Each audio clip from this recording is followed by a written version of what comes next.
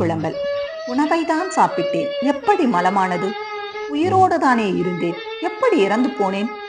மலம்தான் உணவாக இருந்ததா, இல்லை மரணம்தான் வாழ்வாய் இருந்ததா?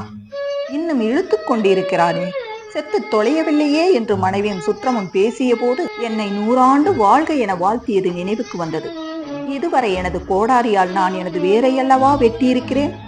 நான் விரும்பியவை எல்லாம் என்னை வெறுத்து கொண்டிருக்கின்றன. இளமையாய் இருக்கும் போதே முதுமையை பழகி இருக்க வேண்டும். அறுசுவை உணவை தேடி தேடி உண்ணும் போதே அது மலமாகும் என்று உணர்ந்திருந்தால் அடுத்தவர் உணவை நான் பறித்திருக்க மாட்டேன். அனைவருக்கும் பயன்பட வேண்டிய பொன் பொருளை ஒரு திருடனை போல் பதுக்கி இருக்க மாட்டேன். காலம் கடந்த ஞானம், பாயும் நோயும் தவிர யார் துணை வரப்போகிறார்கள்?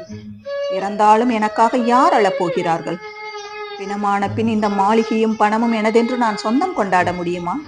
சந்தனத்தால் மணந்த உடல் என்றாலும் இறந்தால் மணக்கவா போகிறது?